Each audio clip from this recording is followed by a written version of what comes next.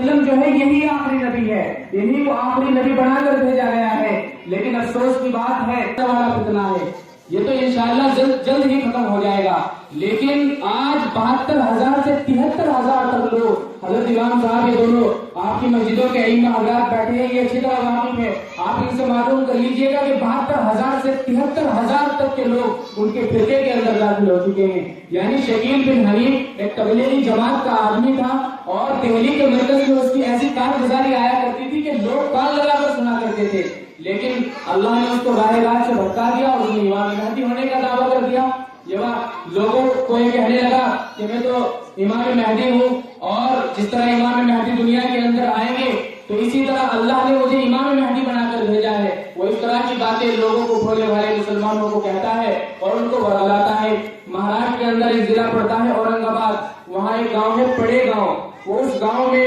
رہتا ہے اور الحمدللہ آپ کی دعاؤں سے جو یہاں اس کا تنظیم کا نام لکھا ہوا ہے تحفظ ختم نبوت، یہ تنظیم پورے ہندوستان کے اندر نہیں بلکہ یہاں سے اٹھ کر اورنگ آباد کی سرزمین سے اس تنظیم نے جنم لیا اور آج 100 سے زیادہ ملکوں میں کام کر رہی ہے۔ الحمدللہ اس 3 اور ملعون کے اوپر مقدمہ بھی درج ہو چکا ہے اور وہ فرار چل رہا ہے۔ تو ہم تو یہ کہتے ہیں کہ امام مہدی پولیس سے ڈرنے والے تھوڑے ہی ہیں، یا اللہ کے نبی جو آخری نبی آئے گے وہ پولیس سے ڈرنے والے تھوڑے ہی ہیں، لیکن وہ پولیس سے جان بچا کر آج فرار ہے۔ 72 پولیس والوں کی ٹیم بنا کر جو وہاں پہ موجودہ ایم پی ہے امتیاز جلیل صاحب، انہوں نے 72 پولیس والوں کی ٹیم بنا کر اس پر FIR درج کرائی جو اس کو تلاش کر رہی ہے۔ تو ایسا امام مہدی آج کے دور میں پیدا ہوا ہے جو پولیس سے جان بچا کر بھاگ رہا ہے۔ تو اسی طرح ہمارے ان بچوں کے ذہنوں کو بدلانے کے لیے یقیناً ابھی ہم واقف نہیں ہیں، اور آپ ہی کی کلیہ شریف کے سرزمین کے اوپر ایسے لوگ بھی موجود ہیں جو اس بات کو کہتے ہیں کہ مرزا غلام احمد قادیانی آخری نبی ہے اور شکیل بن حنیف امام مہدی ہے۔ اس طرح کی باتیں کلیہ شریف کی سرزمین کے اوپر پنپ رہی ہے، ہمارے سامنے اس طرح کی باتیں آئی ہیں، اور ان باتوں کو اور اس فکر کو لیتے ہوئے ذہن میں یہ بات آئی کہ بڑوں تک تو مسجد کے ممبروں سے جمعے میں جا کر بات کرنے جاتی ہے تو بڑوں تک بات پہنچ جاتی ہے، اور اسی طرح مستورات کے پروگرام کر لیے جاتے ہیں عورتوں میں بھی بات پہنچ جاتی ہے۔ ان بچوں کے ایمان و عقائد کا مسئلہ ہے۔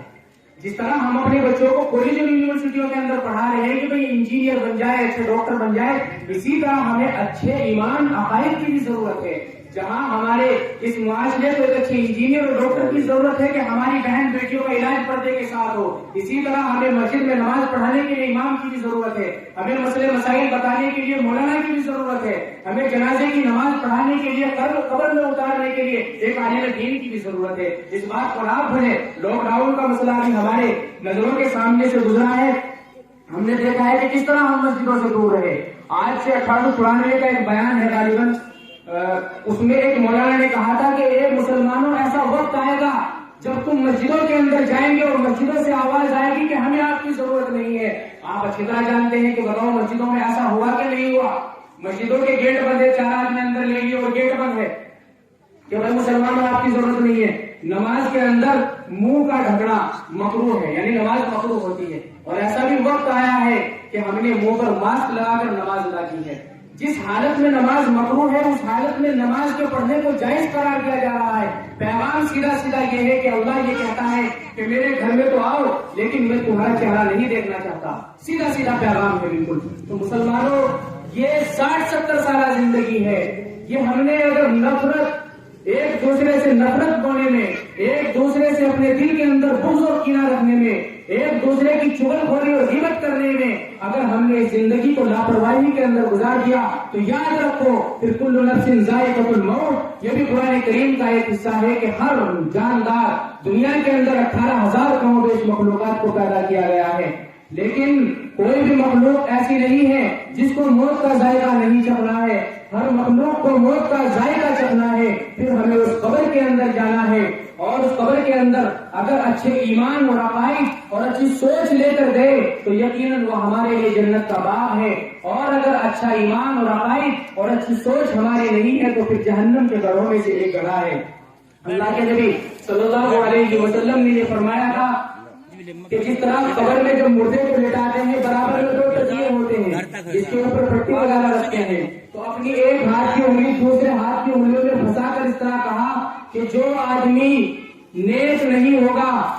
اور دنیا کے اندر گناہ کر کے گیا ہوگا، جس طرح ایک ہاتھ کی انگلی دوسرے علاقوں میں ہے اس طرح اس کی ایک طرف کی پسلی دوسری طرف کی پسلیوں میں اندر شامل کر دی جائے گی. تو میرے دوستوں اور بزرگوں، ہمیں اس دنیا کو چھوڑ کر جانا ہے. یہاں ہم کتنا بھی اونچا محل اور مکان بنا لے، یہاں ہم کتنی بھی اونچی اور عالیشان بلڈنگ بنا لے، لیکن جانا 2 گز کفن کے ساتھ اور 2 گز زمین کے اندر ہی ہے. تو اس لیے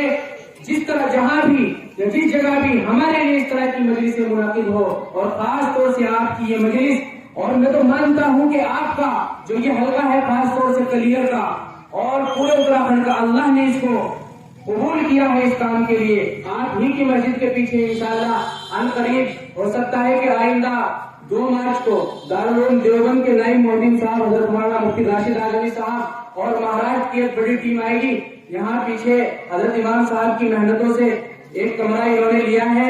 وہاں پورے اسٹیٹ کا دفتر قائم ہو رہا ہے اسی تحفظ ختم نبوت کا. انشاءاللہ ایک بڑا پیغام یہاں آپ کے حلقے سے ہو کر پورے اسٹیٹ میں جائے گا، اور پورے اسٹیٹ سے انشاءاللہ پورے ہندوستان کے اندر یہاں سے تحفظ ختم نبوت کا پیغام پہنچے گا. تحفظ ختم نبوت کا مطلب کیا ہے؟ یہ بات غور کے ساتھ سنیں. تحفظ ختم نبوت